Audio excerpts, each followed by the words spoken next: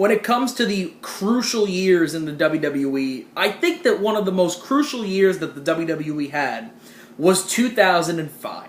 And the reason why it was so crucial was because you had all these guys from the Attitude Era that were retiring or quitting or leaving, in the case of Brock Lesnar quitting, and you had really no big new stars, new baby faces, or even new heels. You know, you were pretty much relying on, at the time, Triple H and JBL. Triple H being the world champion on Raw, and JBL being the WWE champion on SmackDown. So this was a time when the WWE needed to rebuild and needed to build some future top stars. And I think that the Royal Rumble in 2005 was the launching point to creating new stars. I mean, you kick it off with a really, really good match between Edge and Shawn Michaels. Edge getting the signature victory, no cheap BS in it, just a clean match, an amazing match. It was a really, really good match, a really good opener to the show, and that really got the show going. Then you get to the casket match between Undertaker and Heidenreich. It was not a really big fan of the story. I liked it, not that much. The match was kind of iffy. I didn't really enjoy the Kane and Snitsky interferences because they really didn't do anything after that to follow up on that. So at the end of the day, they kind of seemed pointless. The match was alright. I didn't think that The Undertaker should have won. I thought that if you were trying to establish Heidenreich as a top heel, then Heidenreich should have won over. But at the same time, I also really wasn't that behind Heidenreich as a heel, so, you know, I guess having Undertaker win was the right move after all. Then you get to the triple threat match for the WWE Championship between JBL, Kurt Angle, and The Big Show. Good feud going into it all around. Didn't really think that anybody else except JBL could go over. I know that there are a lot of people who met JBL and said that the only reason why he was WWE Champion was that long-term transitional heel champion until you got to the point where you were ready to push the top babyface to get the title. So I understand why he retained it. He was just retaining it to get ready for WrestleMania when he eventually dropped the belt to Cena, and I liked that. And this match wasn't that bad.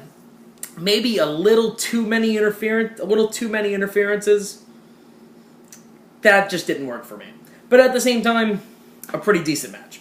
Now, the one match on this show that I really hate is Triple H Randy Orton for the World Heavyweight Championship. And the reason why I hated it is because you had already done so much to, you just forced Orton to the top of the food chain and had him win the World Heavyweight Championship. And now, because you forced him to the top, you had no idea what the hell you were doing, so now you have to bury him all the way back to the ground. And this, here at Royal Rumble 2005, was Orton's first burial.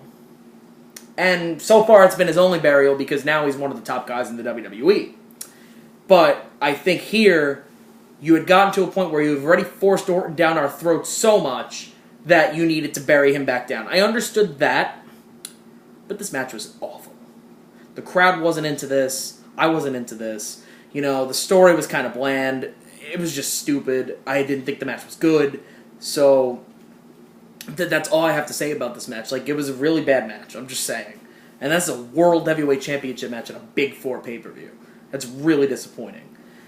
And then you get to the Royal Rumble match. And this Royal Rumble match went exactly how I thought it would be. It came down to the wire with the two guys that you were going to push for the next 5, 6, 7, or as of now, 11 years. Well, 10 years, I'm sorry. My math sucks. To the top. And you did that here in the Royal Rumble match by having Batista win by lastly eliminating John Cena. I thought that worked perfectly. This Royal Rumble match was a fun match. I thought that the Muhammad Hassan getting eliminated by all of the competitors, whether they were Raw or SmackDown, was really funny. Too bad that Hassan as a character was actually really good and yet never was utilized properly. Actually was pretty screwed by UPN pretty screwed by WWE and more importantly UPN. I'll probably do a video about that in the coming months, but you know, a lot of this match worked. You opened up with Benoit and Guerrero. You know, a perfect two guys to open up with. Guerrero went a half hour, Benoit went around an hour. You know, you had so many different guys. Edge lasted a long time. Edge needed to last a long time because, again, you're pushing up these top new stars. So Edge needed to make an impression somehow, and he did. Had a pretty good match, and that was really good. He had a good opener to open the show, and he had a great showing in the Royal Rumble match. But again, it's all about the ending. So Batista and Cena do this Brett and Lex Luger thing at the end, where they tied it, and then they went into a sudden overtime. The one moment that I will always remember about this match was Vince McMahon charging down to the ring and getting into the ring and tearing both of his quads. I thought that moment is probably one of the most memorable moments of the WWE, and if you have not watched that, please go check it out. I recommend it. It is a hilarious watch. But I liked what they did with this kind of co-finish and restarting the Royal Rumble match. You already did a co-finish where all you did was declare both of the final competitors the winner. So you needed to do something new. So you do this co-finish and say, you know what? Screw the co-winners crap. We're going to restart this with you two in the ring, and we'll see what happens. And they did that. I thought it worked really well.